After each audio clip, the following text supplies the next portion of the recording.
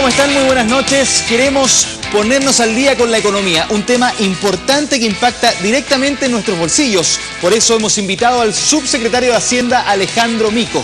¿Qué nos tiene que decir, por ejemplo, de la implementación de la reforma tributaria que se aprobó en septiembre de 2014? ¿Cómo afectan las malas prácticas empresariales en las expectativas económicas? ¿Y qué va a pasar con el desempleo? Llegó a 6.2% entre noviembre y enero.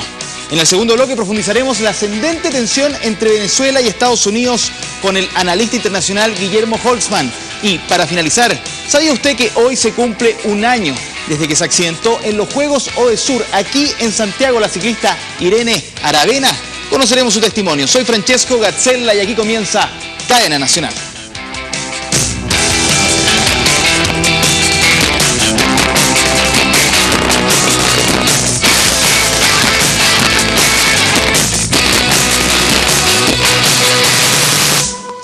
Alejandro Mico, subsecretario de Hacienda. Queremos conversar con usted, por supuesto, las expectativas del 2015. Sabemos que usted ya ha dicho que hay varias cosas, varias señales positivas que hemos visto, que nos pueden decir que va a haber un buen crecimiento, pero, por otra parte, hemos visto que la confianza empresarial ha ido bajando. Este ha sido el peor febrero desde el 2009 y, según el Banco Central, por lo menos, la inflación parece que va a quedar un poquito arriba todavía y no se puede bajar las tasas de interés, ni mucho menos. Por eso le quiero preguntar, estos brotes verdes que usted ha llamado, ¿van a germinar realmente? Muy buenas noches. Francesco, gracias por la invitación y creo que sí, creo que los brotes verdes que, como lo dijimos en su momento y lo volvemos a decir ahora, son brotes, todavía hay que cuidarlos para que florezcan, pero sí se siguen viendo brotes verdes. Creo que el IMASEC de enero es una buena señal. Creo que la confianza de los empresarios y de los consumidores baja aún, está mostrando un cierto cambio. Vemos que las expectativas del Banco Central también han mejorado. Si uno ve los últimos 2 meses, el mercado, esa cosa etérea que hay en el mercado, que no son otra cosa que el analista de los bancos, está diciendo de que ha dicho 2 meses consecutivos que el crecimiento de este año, el 2015, va a ser algo mejor de lo que pensaban el mes anterior. Por lo tanto, creo que se están dando estos brotes verdes y hay que cuidarlos. Y creo que hay que ser importantes. Son números todavía débiles. No podemos estar conformes con los niveles de crecimiento que estamos observando todavía. Como Chile merecemos mucho más y vamos a trabajar al respecto. Pero sí creo que hay señales de brotes verdes, se han mantenido. Veo que están surgiendo nuevas exportaciones, algo bueno. Parte del ajuste sano que hicimos el año pasado, tipo de cambio devaluado, política monetaria expansiva, gasto fiscal más amplio, está dando algunos resultados. Por el primero de ellos, el sector exportador, por ejemplo agrícola, está con niveles de exportaciones muy altos, industrial también. Por lo tanto, creo que son señales que nos permiten ser un poco más optimistas, pero con mucha cautela. Son brotes verdes todavía. No hay que confiarse, ¿no? No hay que confiarse para nada. Tenemos que seguir muy cautelosos de la economía, tenemos que seguir trabajando 100% porque la economía siga creciendo y para que la gente no se vea afectada, por ejemplo, con mayores niveles de desempleo. No llega al bolsillo, finalmente. El subsecretario, quiero hacer una consulta para que usted me explique o me dé su punto de vista, porque el año pasado escuchamos varias veces al ministro de Hacienda, Alberto Arenas, decir un concepto, punto de inflexión. Pero lo ocupó para, por ejemplo, el 5 de noviembre dijo que el punto de inflexión había sido la IMASEC de septiembre. Después, en diciembre, dijo que vivíamos el punto de inflexión. Y se corrigió en el mismo diciembre para decir que el 2015 va a ser el punto de inflexión. Le quiero preguntar a usted, ¿qué es esto del punto de inflexión y cuándo va a ser finalmente? El tema aquí de fondo es el tema de cuándo la economía retoma un nivel de crecimiento más cercano a su potencial. Y esto, ¿cómo parte el crecimiento? Al igual que los árboles, parte con brotes. Los brotes verdes son eso, son las primeras señales de que puede venir la primavera, pueden venir las hojas verdes que tanto esperamos. Pero, ojo, y quiero ser cauteloso y aquí decirlo que necesitamos cuidar nuestro crecimiento. También sabemos que de repente vienen heladas y esos brotes verdes se queman. Estamos en ese punto. Creo que ¿este es el punto de inflexión entonces? El tema es que estamos con brotes verdes, que son señales de que puede venir la primavera ya, y que este año sí vamos a tener un crecimiento el 2015 mejor que el 2014, considerablemente, todavía no en el potencial. ¿Cuál es el potencial? El potencial es cuando uno dice, cuando estamos a plena capacidad. Se habla que el potencial está del orden de un 4,5% anual ahora, dada la situación externa y todo. Por lo tanto, algo que tenemos, como lo ha dicho el ministro y lo hemos planteado, este año no vamos a llegar al potencial, pero vamos a acercarnos mucho para llegar el próximo a estar con esos niveles. Entonces, ahora, lo último que decía el ministro de esto del punto de inflexión va a ser el 2015, ese era el verdadero punto de inflexión. a ver, el tema de aquí es ver, yo no quiero decir porque los brotes verdes me ha enseñado mi madre. Su concepto de brotes verdes. Es el tema de que tenemos que estar ahí mirando, cuidándolo, y hemos estado en eso, y en el ministerio estamos trabajando para que esta economía ande mejor y que al final la gente, por ejemplo, hemos tenido un mercado laboral en equilibrio, que se mantenga, siga manteniéndose en equilibrio, que es lo que nos interesa, de que la gente tenga un buen pasar al final del día. Subsecretario, reforma tributaria. Usted ha dicho, dar certidumbre en la implementación de la reforma tributaria es clave para el crecimiento 2015. Le pregunto entonces, ¿qué resguardos están teniendo acá? Usted es el hombre a cargo de la implementación, entonces, ¿por qué es tan clave para el crecimiento? El resguardo es que estamos trabajando, estoy trabajando 100% en, no 100%, pero una buena parte de mi tiempo en esto, con un grupo grande de personas, entre ellos el director de Impuesto Interno, el director de Aduanas, el director de la Tesorería. Por lo tanto, estamos dedicados fuertemente a este tema. ¿Y por qué es tan importante? Porque al final del día la gente cuando toma decisiones, las tiene que tomar decisiones sabiendo un poco, no con certeza, pero sabiendo por dónde va la economía, cuáles van a ser las reglas del juego. Y para eso tenemos que bajar lo que es la reforma tributaria, que salió, recordemos, de un acuerdo al final del día. Claro. Bajarlo a lo concreto, a cómo a ti o a mí me va a afectar al final del día cuando tenga que hacer mi declaración de impuestos. ¿Qué beneficios trae? Esta semana partió una campaña, por ejemplo, diciendo que esto trae, la reforma tributaria traía beneficios para la pequeña y mediana empresa. Estamos partiendo ahora con la pequeña empresa diciéndole, ¿sabe qué? Si este marzo te viene muy complicado, el Estado te va a permitir aplazar por 2 meses el pago de tu IVA. Y eso obviamente te da liquidez, te da facilidad para seguir con el día a día, con el trabajo. Hay que tomarlo bien, esto no es maná caído del cielo, después se va a tener que pagar, claro, pero sí es una liquidez para el momento de ahora. Eso es uno de los beneficios de la reforma tributaria que estamos implementando, y es importante hacerlo bien para que el pequeño empresario pueda optar a este beneficio. La discusión de la reforma tributaria fue muy potente, algunos decían muy polarizada, fue muy política, más que económica muchas veces.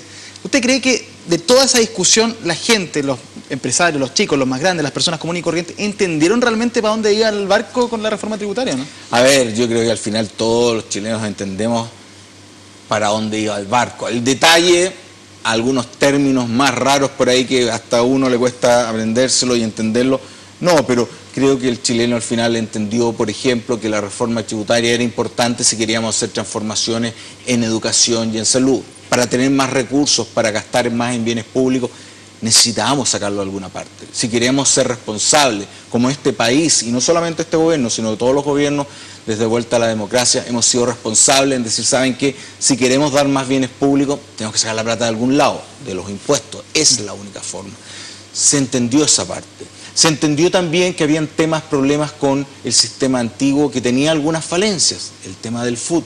Hoy día, recordemos que la discusión del FUT que tenemos hoy día se había abordado ya en la reforma tributaria. Se había visto que había mecanismos de elusión y evasión a través del FUT, que en ese momento quizás no se entendían tanto, pero la autoridad y todos los... sabíamos que habíamos problemas ahí que teníamos que empezar a corregir. Ahora hay un escándalo. Ahora estamos... pero son reflejos de una situación anterior y que la reforma en parte se hace cargo de eso. Había un tema, por ejemplo, la norma general antiilusión, que fue tan debatida en un momento por los más técnicos que parecía algo tan lejano, pero ¿qué es eso al final del día? Es tener más herramientas de impuesto interno para poder ver cuando el FUT se estaba mal utilizando o no, o cuando algún mecanismo que puede ser en la letra legal se está utilizando de una forma tergiversada. Por lo tanto, creo que la reforma, yo te diría, los chilenos no son nada de tontos. Y fue polémica porque a alguna gente, a nadie le gusta que le saquen plata por impuestos a los bolsillos, pero bueno, se explica para qué es los dineros, se quiere ver que sea más progresivo y si queremos un país más solidario, bueno, hay que hacerlo, ¿no? Hay que hacerlo. Esta implementación, la tarea, el desafío de llevarlo a cabo en lo personal, ¿qué significa para usted? A ver, yo me acuerdo, tuvimos una sesión con el grupo que estábamos trabajando ahí en la implementación, y la verdad preguntábamos y hablábamos, ¿sabes? Que quizás este sea el trabajo más potente de nuestras vidas. claramente una reforma tributaria de este tamaño afecta vidas. Y el grupo que estábamos ahí metido, sin ser genio y nada, estábamos metidos con una mochila de trabajo que es muy importante y con esa seriedad lo vamos a abordar. Somos personas igual que todos los chilenos de ahí de a pie, que en este momento estamos con una tremenda responsabilidad de implementar esta reforma tributaria para tener recursos para educación y salud y hacerlo bien para darle certeza a la economía para seguir creciendo. Sin crecimiento no sirve mucho tener impuestos. Desde el mundo político hay quienes han dicho que a usted les gustaría quizás en un gobierno, no a este, en uno que venga, que sea usted el ministro de Hacienda. No. Y esa podría ser una gran tarea de su vida, por eso le pregunto, ¿esta puede ser más importante que el día de mañana ser ministro de Hacienda? Sin duda, esta es la tarea más importante que he tenido y la verdad es que todavía siento la mochila de que es esto, estoy feliz en lo que estoy haciendo y siento honrado por tener la oportunidad que me ha dado la presidenta, el ministro Alberto Arena, de ponerme a cargo de esta implementación. Es una tremenda responsabilidad, es un peso que de repente uno se siente medio ahí, pero estamos ahí con un buen equipo, con mucho ánimo, con muchas esperanzas de estar haciendo bien las cosas y poniéndole mucho empeño. El ministro Arena nos dijo acá mismo en Cadena Nacional que su sueño toda la vida fue ser ministro de Hacienda, por eso le pregunta, ¿el suyo también? Bueno, no, quiero ser presidente. No, ¿ah, sí? No. ¿Piensa No, grande obviamente, no. Claramente, llegar a economista, ministro de Hacienda, claramente que es un privilegio, un honor ser nombrado ministro de Hacienda, ser subsecretario también es un honor. Yo vengo de Concepción, feliz de estar acá, para mí es un tremendo orgullo, honor y feliz. Creo que ya dejé, le he dado orgullo a mi familia y a mis hermanos también y estoy bien en lo que estoy haciendo. Perfecto. Subsecretario, usted lo comentaba en un momento allí, cuando se discute de darle más atribuciones al Servicio de Impuestos Internos, una pelea que también fue potente en su minuto. Hay gente que no le gusta mucho esa idea, y por supuesto los extremos siempre son malos. Pero ahí le quería preguntar, porque cuando, bueno, lo comentábamos, está el tema del fraude al FUT, la lista política, el Soquimich, Penta, y uno dice, bueno, con esta reforma tributaria, cuando se implemente, ¿vamos a seguir viendo estas cosas? Hoy día se está investigando una corrupción dentro del Servicio de Impuestos Internos, entonces por eso le pregunto. Vamos a seguir viendo, a ver, el tema, hay gente involucrada y deja partir por la última parte. Es una manzana dentro de un cajón muy grande. En impuesto interno se trabaja muy bien, hay mucha ética, hemos estado trabajando fuertemente en el tema ético dentro de impuesto interno, creo que aquí hay un tema muy fuerte. Los funcionarios tienen muy claro la importancia de hacer bien su trabajo, de que exista una ética institucional y hemos estado trabajando con ellos, con los funcionarios, con todo el mundo para que esta manzana, que es un caso aislado, que se supo sacar de ahí, que se han hecho las investigaciones internas, queda aislada. Creo que es fundamental y tengo la plena confianza de que la inmensa mayoría de los funcionarios trabaja éticamente y así lo ha demostrado durante toda la historia. Esto es un caso, el impuesto interno siempre ha sido un baluarte de probidad, ha sido un baluarte de eficiencia. Recordemos que ha ganado muchas veces el premio de la excelencia por la eficacia. Por lo tanto, tengo la plena confianza que el impuesto interno está trabajando y que este caso se vea y se castigue es fundamental para mantener las cosas funcionando. Creo que esto tenemos que tomarlo como una oportunidad, tenemos que lograr modernizar nuestras instituciones.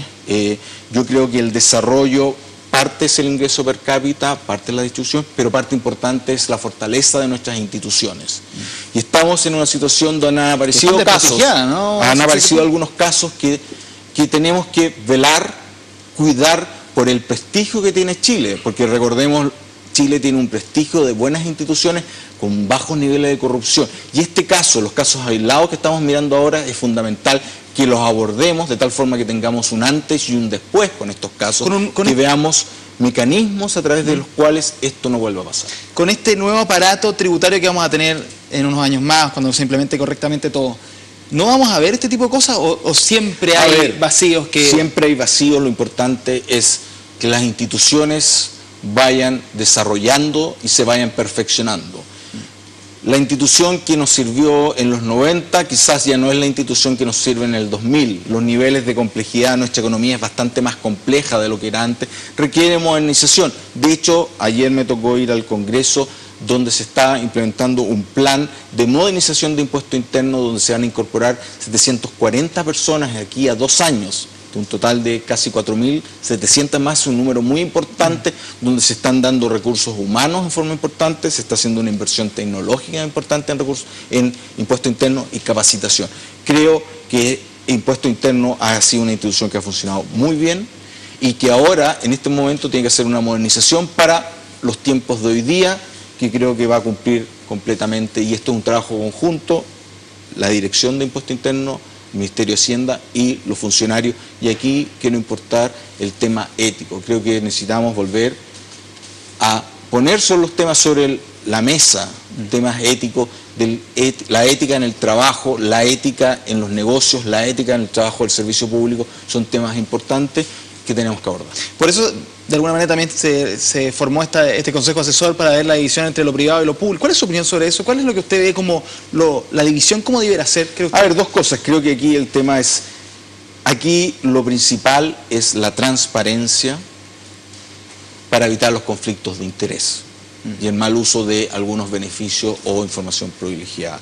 Creo que aquí el tema de la transparencia es fundamental. Cómo uno ve en una casa, por ejemplo, lo primero que para mejorar algo que adentro puede estar andando mal es abrir las ventanas y dejar que entre el aire y que todos podamos ver. Creo que la visión de todos los chilenos, y en este punto es fundamental, para volver a creer 100% en nuestra institucionalidad, tenemos que ser más transparentes con nuestras instituciones, de tal forma de que todos los chilenos puedan ver en qué se están gastando sus recursos, puedan ver si la gente en los negocios está cumpliendo con la legislación, con la regulación y con el tema ético. No siempre todo está en la ley, sino que hay mucha cosa de el actuar ético en una sociedad. Somos una sociedad y como tal todos tenemos que tener un comportamiento. Hay quienes decían que, por ejemplo, en términos de patrimonio para las autoridades también debiera alcanzar el patrimonio de sus familiares.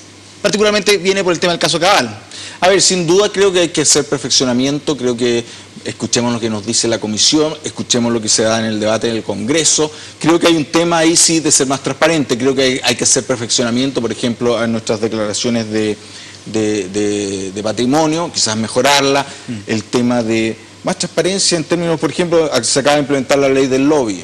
Está bien eso, el lobby en sí no es malo, lo que es malo es que no se sepa, que no sea claro. Cuando a mí uno de repente en este cargo me toca juntarse con empresarios que te vienen a plantear su punto de vista, bienvenido, tienen su punto de vista, los trabajadores tienen otro, el consumidor tiene otro, la autoridad tiene que velar por el bien común, tiene que saber escucharlo, y lo bueno sí es que todo el mundo sepa, mire, señor Mico se juntó con ABCD, no está haciendo nada oscuro, está diciendo, abriéndose a escuchar, y creo que lo importante en estos días, y sobre todo con la tecnología nueva, el tema de la transparencia, la gente quiere saber más, quiere estar más al tanto de las cosas. Y por lo mismo, cuando ocurren estos casos en los que, en fin, el problema es que no se saben, ¿eso afecta a las expectativas económicas, por ejemplo, este 2015? A ver, sin duda alguna, cuando el crecimiento económico se basa mucho en las instituciones, ¿ok? Cuando las instituciones, ¿en qué nos ayudan? Las instituciones nos dan la estabilidad de las reglas del juego, nos dicen, mire, si pasa A, esto se soluciona de esta forma, si pasa B se soluciona de esta otra.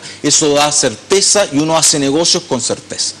Cuando las instituciones empiezan a debilitarse y la gente empieza a no creer mucho en ellas, no sabemos cómo se van a...